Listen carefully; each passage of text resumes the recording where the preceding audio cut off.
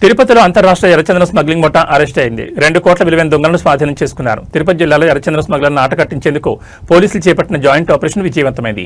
జిల్లా ఎస్పీ సుబ్బారెడ్డి పర్యవేక్షణలో కులశేఖర్, శ్రీనివాసరెడ్డి, షరీఫ్ నేతృత్వంలోని బృందం భారీ ఎర్రచందనం ముఠాను రెడ్ హ్యాండెడ్ గా పట్టుకుంది. ఈ ఆపరేషన్లో అంతర్రాష్ట్ర స్మగ్లర్ గా గుర్తింపు పొందిన ప్రధాన నిందితుడు నాజర్ భాయ్ను పోలీసులు అరెస్ట్ చేశారు. గత 2-3 ఏళ్లుగా అక్రమ రవాణాకు పాల్పడుతున్న ఇతనిపై ఇప్పటికే 10 క్రిమినల్ కేసులున్నాయి. నిందితుల నుంచి సుమారు 2 కోట్ల విలువైన 76 అత్యంత నాణ్యమైన ఎర్రచందనం దొంగలను, వాటిని తరలిస్తున్న ఒక వ్యాన్ మరియు 2 కార్లను పోలీసులు స్వాధీనం చేస్తున్నారు. ఈ ముఠా నెట్వర్క్ తమిళనాడు, కేరళ, కర్ణాటక రాష్ట్రాల వరకు విస్తరించిందని, అంతర్రాష్ట్ర స్థాయిలో వీరి కార్యకలాపాలు సాగిస్తున్నారని పోలీసులు నిర్ధారించారు. పట్టుబడి నిందితులపై కఠినమైన పీడీ యాక్ట్ నమోదు చేయడంతో పాటు పాత స్మగ్లర్లపై కూడా నిఘా ఉంచి వారిపై కూడా ఇదే చట్టాన్ని ప్రయోగిస్తామని ఎస్పీ స్పష్టం చేశారు. ప్రస్తుతం కేసు విచారణ వేగంగా సాగుతోందని, దోషులకు శిక్షలు పడే శాతం 90% చేరువలో ఉందని ఆయన వెల్లడించారు. నెట్వర్క్లోని మిగిలిన కీలక వ్యక్తులను పట్టుకోవడమే లక్ష్యంగా దర్యాప్తును మరింత విస్తృతం చేస్తున్నట్లు అధికారులు తెలిపారు.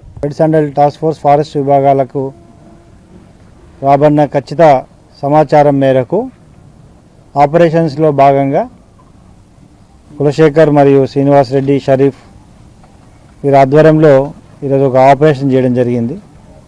ఇందులో ముఖ్యంగా inter state illegal transportation of red sandal task force సంబంధించిన నాజర్ కేఎన్ నాజర్ బాయ్ అనే వ్యక్తి మరియు వాళ్ళ సంబంధించిన మరికొంతమంది ఇంటర్ స్టేట్ గ్యాంగ్ ఆపరేట్ చేస్తుంది అనేది ఒక ఇన్ఫర్మేషన్ బేస్ చేసుకొని ఆపరేట్ చేశాము. దాదాపు 2-3 సంవత్సరాల ముందు ఆల్రెడీ రిజర్వ్ చేసిన ఈ రెడ్ శాండల్ దొంగల్ని దాదాపు 76 నెంబర్ని, ఇది 2 కోట్ల విలువ చేసే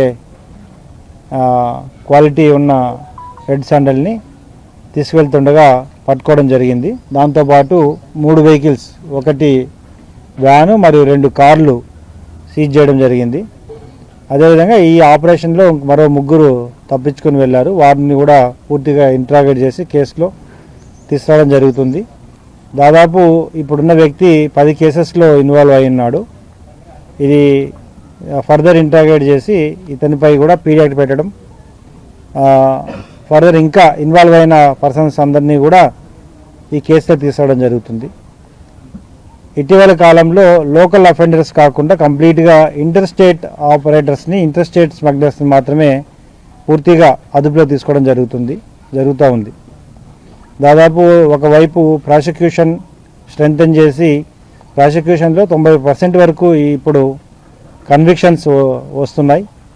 430 మందిని అటు తమిళనాడు, కేరళ, కర్ణాటక, ముఖ్యంగా కడిగనహల్లి ఈ ఏరియా నుండి మొత్తం అందరినీ తీసుకొచ్చి అరెస్ట్ చేయడం, కన్విక్షన్ తీసుకురావడం జరుగుతుంది. తద్వారా ఎక్కువగా ఇటీవల కాలంలో ఈ స్మగ్లింగ్ ఆఫ్ ఫాలెన్ ట్రీస్ కంటే కూడా అదర్ స్టేట్లలో అంతకుముందు తరలించిన రెడ్ శాండల్ని వెనక్కి తీసుకురావడం, ఇన్వాల్వ్ అయిన పర్సన్స్ని తీసుకొచ్చి మళ్ళీ కోర్టు ముందు ఉంచడం, కన్విక్షన్స్ తీసుకురావడం, దాదాపు రెడ్ శాండల్లో కూడా 8 మంది ఇప్పటివరకు పీడీ యాక్ట్ పెట్టడం జరిగింది ఈ మధ్య కాలంలో.